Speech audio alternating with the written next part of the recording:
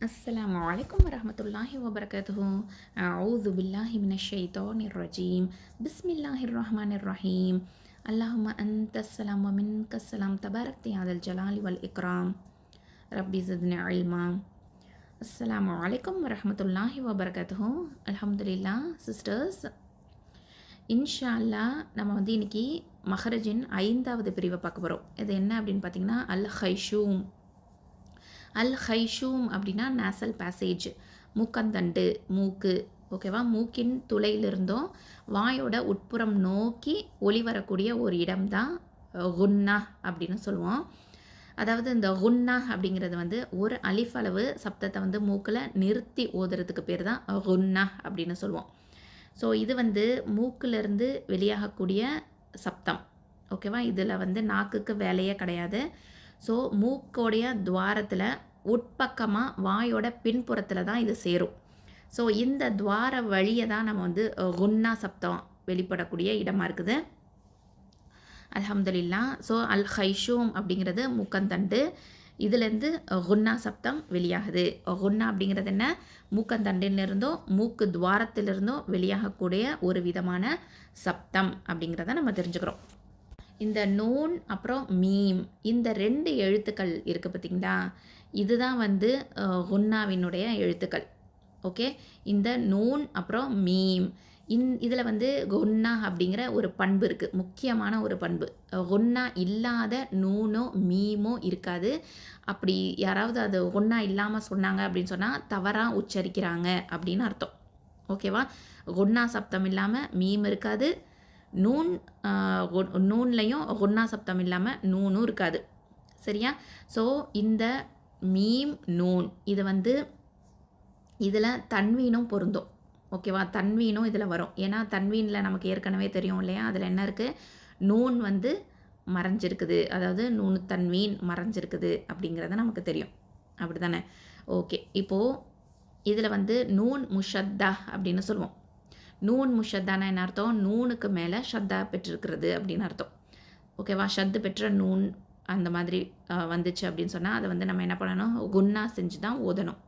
Okay, இப்போ உதாரணத்துக்கு அன்னாசி ஜஹன்னம அன்ன இன்ன, இந்த மாதிரி நம்ம வந்து ஓதுறோம் இல்லையா.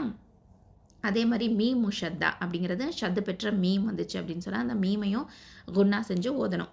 இப்போ உதாரணத்துக்கு மிம்மா அம்ம சும்ம, இந்த மாதிரிலாம் சொல்கிறோம் இல்லையா.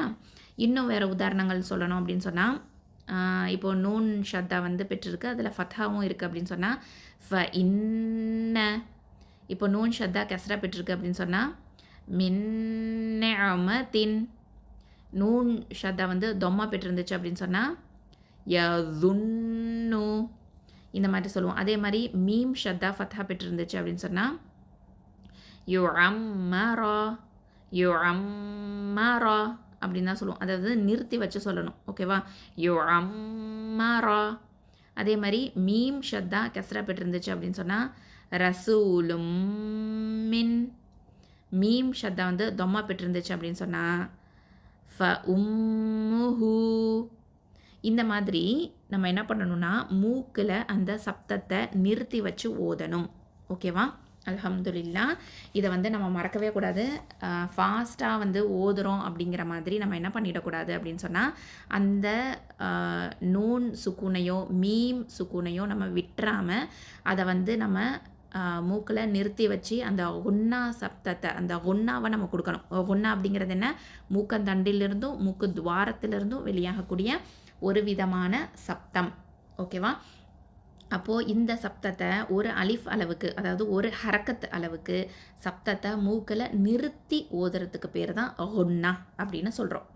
ஓகேவா, அல்ஹம்துலில்லாஹ். இப்போ நம்ம ஒட்டுமொத்தமாக மஹரஜுல் ஹுரூஃப் இதை பார்த்துருக்குறோம். அது என்னென்ன பார்த்துருக்கோம், 5 பகுதிகள் இருக்குது மஹரஜுல் ஹுரூஃபில். அல் ஹைஷூம், அல் ஷஃபத்தான், அல் லிசான், அல் ஹல்கு, அல் ஜவுஃப். ஓகேவா, இப்போ அல் ஜவுஃப் அப்படிங்கிறது வாய்க்கும் தொண்டையிலையும் இருக்கக்கூடிய காலியான இடம் தான். அப்போ காலியான பகுதி, எழுத்துக்கள் 3, மஹாரிஜு 1. ஹல்குனா என்ன தொண்டை, எழுத்துக்கள் 6 மஹரஜ் 3. லிசான்னா நாவு, எழுத்துக்கள் 18 மஹரஜ் 10. ஷஃபத்தான் அப்படின்னா இரு உதடுகள், எழுத்துக்கள் 4 மஹரஜ் 2.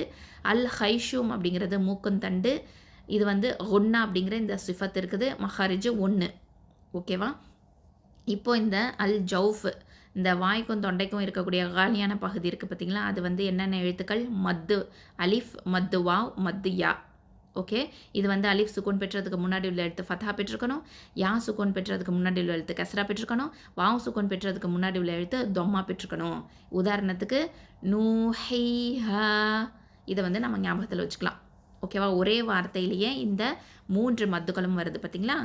இப்போ அடுத்ததாக ஹல்க்கு, தொண்டை எழுத்துக்கள் எத்தனை சொன்னோம், 6 இருக்குது, மஹரஜ் 3ன்னு சொல்லியிருக்கோம். இது என்னென்ன எழுத்துக்கள், கைன் ஹா, இது வந்து அதனல் ஹல்க்கு, ஐன் ஹ நடுத்தொண்டை வசத்தல் ஹல்க்கு, ஹம்சா ஹ, இந்த ஹ வந்து இது வந்து ரெண்டும் என்னது கீழ்த்தொண்டை அக்கசல் ஹல்க்கு. ஓகேவா. அடுத்தது லிசான். லிசான் பார்த்தோன்னா நாவு, இதில் எழுத்துக்கள் 18 மஹரஜ் 10 இருக்குது. இதில் வந்து 4 பிரிவுகள் இருக்குது பார்த்திங்களா, அது என்னென்ன அப்படின்னு பார்த்தீங்கன்னா, அகசல் லிசான் நாவின் கடைசி பகுதி காஃப் கேஃப், வசத்தல் லிசான் நாவின் நடுப்பகுதி ஜீம் ஷீன் யா. அடுத்தது ஹஃபத்தல் லிசான் நாவின் ஓரப்பகுதி தோத் லாம். அடுத்ததாக தொரஃபுல் லிசான் நாவின் நுனிப்பகுதி, இதில் எத்தனை இருக்குது, நூன் ரா. அடுத்ததாக த தால் தா. அடுத்தது சாத் ஜ சீன். அடுத்ததாக ஜா வேல் ச.